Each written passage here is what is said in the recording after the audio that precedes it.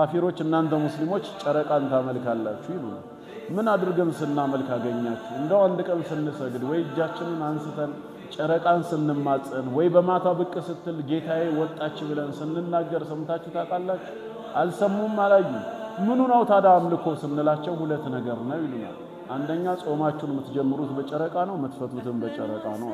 እሺ ሁለተኛ በእያንዳንዱ መስጊድ አናት ላይ ጨረቃን ተክላችኋል። ስለዚህ ጨረቃ ታመልካላችሁ። በአላህ ቤቶች በመስጊዶች ላይ ጨረቃና ኮከብ መተከላቸው የምልክት ጉዳይ ነው። ከሌሎች የአምልኮ ቦታዎች የአላህን ቤቶች መስጊዶች ለመለየት የምንጠቀምበት እንጂ ጨረቃ ከመመለክ ጋር አይገናኝም። ለዚህ ትልቁ ማረጋገጫ ምንድነው? እንዲህ አይነት ነገሮች የተጀመሩት ከ400ኛው ክፍለ ዘመን በኋላ ነው። በኦቶማን ኢምፓየር ደውላ ዑስማንያ ጊዜ ኢስላም ግዛቱን እያስፋፋ ሲመጣ የአውሮፓ ሀገራትን በስሩ ሲያደርግ እዛ የነበሩ ቸርቾች መስቀል ስለነበራቸው የሙስሊሞች መስጊድ ከነሱ እንዲለይ ኮከብና ጨረቃ ምልክት ተደረገ እንጂ በነብያችን ሰለላሁ ዐለይሂ ወሰለም ዘመን አልነበረም። በትን ብርሃን ያለው ቀን ያመጣላችሁ ይላል። ማንም ከኔ ሌላ ተራ ለምን ትገዛላችሁ ነው። እዚህ ጋም ወሚን አያቲሂ ከምልክቶች መካከል አለይሉ ወነሃር ሌሊትና ቀን ናቸው። ወሸምሱ ወልቀመር ፀሐይና ጨረቃም ናቸው። ግን ላ ተስጁዱ እናንተ እንዳትሰግዱ አለ። ለማን? ለሸምሲ ለፀሐይም ይሁን ወላ ሊልቀመሪ ለጨረቃም እንዳትሰግዱ። ታዲያ ለማን እንስገድ? ወስጁዱ ሊላህ ለአላህ ስገዱ። አለዚ ያ አላህ ማለት ኸለቀሁነ እነሱን የፈጠረ የሆነው ፀሐይና ጨረቃንም ቀንና ሌሊትን ለፈጠረው ጌታ አላህ ስገዱ። ኢንኩንቱም የሆናችሁ ከሆነ ምን ከሆናችሁ ኢያሁ እሱን ብቻ ተዕቡዱን የምትገዙ ከሆናችሁ ለፀሐይ ለጨረቃ አትስገዱ አለ። ይሄ ማለት ለፀሐይና ለጨረቃ የሚያመልኩ የሚሰግዱ የሃይማኖት ቡድኖች አሉ ማለት ነው። እነሱንም ጭምር እያወገዘ ነው። እኛ ግን ለጨረቃም ለፀሐይ አንሰግድም። ካፊሮች እናንተ ሙስሊሞች ጨረቃን ታመልካላችሁ ይሉናል። ምን አድርገን ስናመልክ አገኛችሁ? እንደው አንድ ቀን ስንሰግድ ወይ እጃችንን አንስተን ጨረቃን ስንማጸን ወይ በማታ ብቅ ስትል ጌታዬ ወጣች ብለን ስንናገር ሰምታችሁ ታውቃላችሁ? አልሰሙም፣ አላዩም። ምኑ ነው ታዲያ አምልኮ ስንላቸው ሁለት ነገር ነው ይሉናል። አንደኛ ጾማችሁን የምትጀምሩት በጨረቃ ነው፣ የምትፈቱትም በጨረቃ ነው አሉ። እሺ ሁለተኛ በእያንዳንዱ መስጊድ አናት ላይ ጨረቃን ተክላችኋል። ስለዚህ ጨረቃ ታመልካላችሁ። ማምለኩ የቱ ጋር ነው የተገኘው? መስጊድ ላይ መትከሉ ማምለክ ነው። ስለዚህ እኔ ቤቴ ላይ ባስቀምጠውስ ጨረቃ አምላኪ ነው የሚባለው? ባይሆን ግራ የገባው ሰው መጠየቅ ካለበት ለምን መስጊድ አናት ላይ ተተከለ፣ ለምን ወር አቆጣጠራችሁ በጨረቃ ሆነ ቢባል ያስኬዳል። ከአምልኮ ጋር ግን ምንም ያገናኘው ነገር የለም። እናንተ በቤተ ክርስቲያን አናት ላይ መስቀል ስላስቀመጣችሁ አይደለም መስቀል አምላኪ የምንላችሁ። መስቀሉን ራሱ ስታገኙት ትሳለሙታላችሁ፣ ተስሙታላችሁ። ከብዙ ካደጋ ይጠብቀናል ብላችሁ ባንገታችሁ ታንጠለጥሉታላችሁ። ይሄ ነው ዒባዳ የሚሰኘው፣ ቸርች ላይ መተከሉ አይደለም። በአላህ ቤቶች በመስጊዶች ላይ ጨረቃና ኮከብ መተከላቸው የምልክት ጉዳይ ነው። ከሌሎች የአምልኮ ቦታዎች የአላህን ቤቶች መስጊዶች ለመለየት የምንጠቀምበት እንጂ ጨረቃ ከመመለክ ጋር አይገናኝም። ለዚህ ትልቁ ማረጋገጫ ምንድነው? እንዲህ አይነት ነገሮች የተጀመሩት ከ400ኛው ክፍለ ዘመን በኋላ ነው። በኦቶማን ኢምፓየር ደውላ ዑስማንያ ጊዜ ኢስላም ግዛቱን እያስፋፋ ሲመጣ የአውሮፓ ሀገራትን በስሩ ሲያደርግ እዛ የነበሩ ቸርቾች መስቀል ስለነበራቸው የሙስሊሞች መስጊድ ከነሱ እንዲለይ ኮከብና ጨረቃ ምልክት ተደረገ እንጂ በነብያችን ሰለላሁ ዐለይሂ ወሰለም ዘመን አልነበረም። በሰሃባዎች ዘመን አልነበረም። በአራቱ አኢማዎች ዘመን አልነበረም። ጨረቃ በመስጊድ ላይ ማድረግ ከጊዜ በኋላ የመጣ ነው። ስለዚህ ይሄ የሚያሳየው ጨረቃን ከማምለክ ጋር አይገናኝም። ቢገናኝ ኖሮ ለምን በሳቸው ዘመን አልነበረም ነው። ይሄ ለምልክትነት መሆኑን ይረዱ። ሁለተኛ ደግሞ ጨረቃ በሙስሊሞች ዘንድ ቢመለክ ኖሮ ለምን ታዲያ ላይ ይሰቀላል? ኢማሙ ጋር ለምን እዚህ ጋር አይሆንም ነበር? ሰው የሚያመልከውን አካል ፊት ለፊቱ አስቀምጦ ነው እንጂ የሚያመልከው እማያየው ቦታ ላይ ጫፍ ላይ አድርጎ። ታዲያ ወደ መስጊድ ለምን እንገባለን? የሚመለክ ከሆነ ይሄ ሁሉ ምንድነው? ሰዎች የእስላምን ብርሃን እንዳያዩ ጥላሸት ለመቀባት የካፊሮች ጥረት ነው። ወደ ጾሙም ጉዳይ ስንመጣ በእስልምና የሚጾመው 9ኛ ወር ነው፣ ረመዳን ተብሎ የሚጠራ ወር ነው። ይሄ ወር ታዲያ 8ኛ ወር ተጠናቆ 9ኛው ወር መግባቱ በምንድነው የምናውቀው ስንል ጨረቃ እንዳዲስ ተወልዳ በማየታችን ነው። የኛ አቆጣጠር ሉናር ነው፣ የጨረቃ አቆጣጠር ነው። እንደናንተ በፀሐይ አንቆጥሩም። ይሄ የጎርጎሳውያኖች አቆጣጠር ነው። ጨረቃ ደግሞ እንዳዲስ ተወልዳ ከዛ ብቅ ብላ አድጋ ተመልሳ እየጠፋች ሄዳ በቀጣዩ በአዲስ የምትወለደው ወይ በ29 ወይ በ30 ቀናት ከሁለቱ ውጪ የለም ስለዚህ 8ኛው ወር ሻዕባን 29 ከሞላ በኋላ ማለት ነው ማታው ላይ ጨረቃን ምናየው ለምንድነው ከአምልኮ ጋር ለማገናኘት ሳይሆን ነገው 30ኛው ሻዕባን ነው ጨረቃ ሳይታይ ወይስ ጨረቃ ታይቶ ሻዕባን በዛው በ29 ቀርቶ 30ኛው ቀን የረመዳን አንድ ይሆናል መለያ ነው ስለዚህ ሁሌም ምን ይባላል ዛሬ ማታ ጨረቃ ከታየች ነገ ጾም ይጀመራል ካልታየች ሳይጀመርም ለምን ወሩ አልገባም ማለት ነው በቃ ካልታየ ሻዕባን 30 ሆኗል ነው ሌላ ምንም አይደለም ከታየስ ሻዕባን በ29 ተጠናቋል 30ኛው ሻዕባን የረመዳን አንደኛ ሆኗል ስንፈተም ዛሬ ማታ ከታየ ነገ ዒድ ይሆናል ምንለው ረመዳን 29 ከተጠናቀቀ በኋላ ነው 30 ሊሞላም ይችላል ሳይሞላ ሸዋል አንድም ሊሆን ይችላል ይሄ ወር ለመለየት የተጠቀምንበት እንጂ ሌላ አይደለም ከአምልኮ ጋርማ ከተገናኘ ለምን የረመዳን ወር እስኪመጣ ተጠበቀ ታዲያ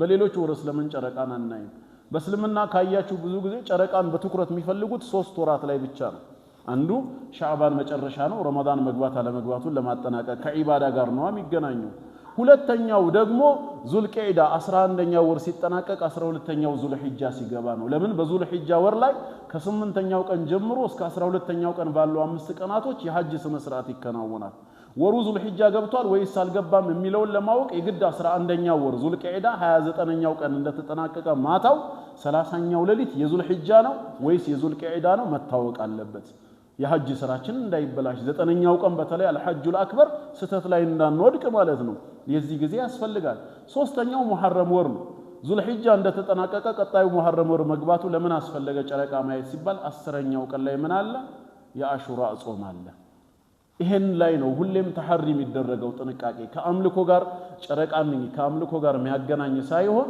ወር ከመቁጠር ጋር ይገናኛል ይሄው ጌታችንም ላ ተስጁዱ ሊሸምሲ ወላ ሊልቀመር واسجدوا لله الذي خلقهن إن كنتم إياه تعبدون بلونا وقوله بليلان بوتا ماسرجاتشن إيه ومن آياته لملون لفترتات دمو ماسرجا وقوله تعالى إن ربكم الله ينان تجيتاتشو الله نون يالو ليلا من نميلنم الله مالت يتو الذي يا إلى البحريون سيقلت خلق السماوات والأرض سماعتنا مدرن يفتره بس انتقنات في 6 አያሚን በስድስት ቀናት ስለፈጀበት አይደለም ከፈለገ እሱ ከማይክሮ ሰከንድ ባነሰ ጊዜ ሰማያትና ምድርን መፍጠር ይችላል 6 ቀናት የሚለው ለኛ ትምህርት ሊሰጠን ነው ዛሬም ስራችንን ስንሰራ በፕሮግራምና በእቅድ በተርቲብ መስራት እንዳለብን ሊያስተምረን እንጂ ልክኛ ይሄን መስጊድ ለመገንባት 6 ወር 8 ወር ፈጀ እንደምንለው ጌታ አላህ 7 ሰማያትና 7 ምድርን ለመፍጠር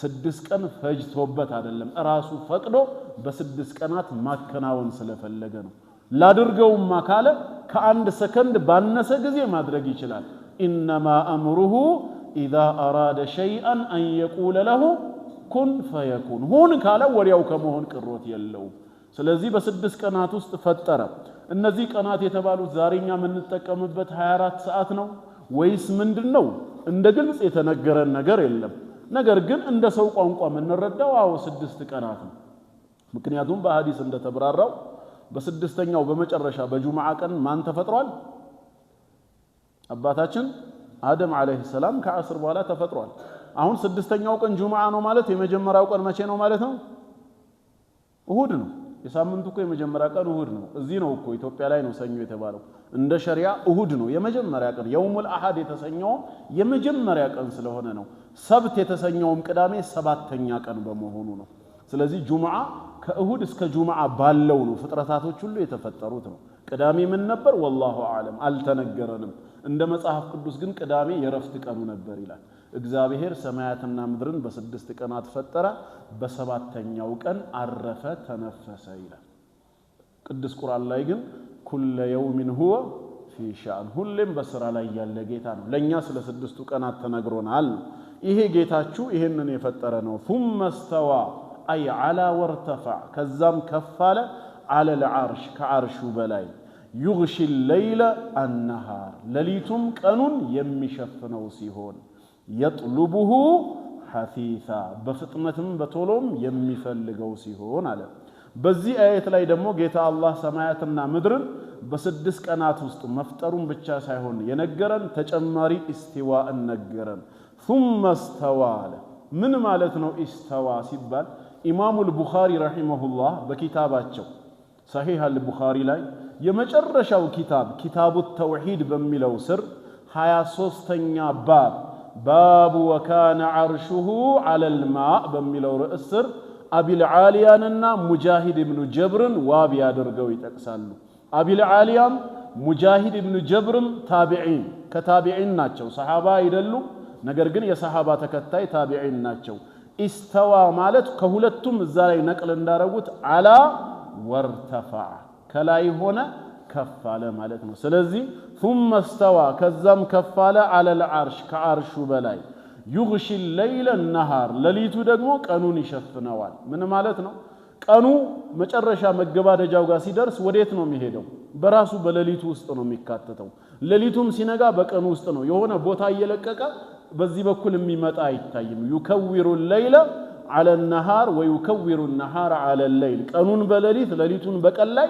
ይጠቀልለዋል ማለት ነው በዚህ መልኩ ነው ያደረጋቸው يطلبه حثيثا ደግሞም በፍጥነትም ይፈልገዋል ይመሻል ይነጋል ይፈላልጋሉ ማለት ነው ይሄ ነው ጌታችን ወሸምሰ ወልቀመር አለ ከዛ ፀሐይም ጨረቃም ወንጁም ከዋክብትም ሙሰኸራቲን የተገሩ ናቸው ቢአምሪሂ በሱ ትእዛዝ ላይ ከጌታ አላህ ትእዛዝ ፈጽሞ ሊወጡ አይችሉም በሱ ትእዛዝ የተገሩ ናቸው አላ حرف ተንቢህ ነው ይሄ የማንቂያ ደወል ነው አዌክ እንደማለት ነው አላ አዋጅ ንቁ ለሁል ኸልቁ ወልአምር መፍጠርም ለርሱ ነው والأمر ماززم لرسو كجيت الله وجي فطار يلم كسو وجي يبلاي عزاج يلم إيه يسو بيتشا نو تبارك الله كبرو كف على لاك رب العالمين يا علامات جيتا يهونو الله كبرو كف على لاك والرب يلالو شيخ قتلونا እየተግባባን ነው ግን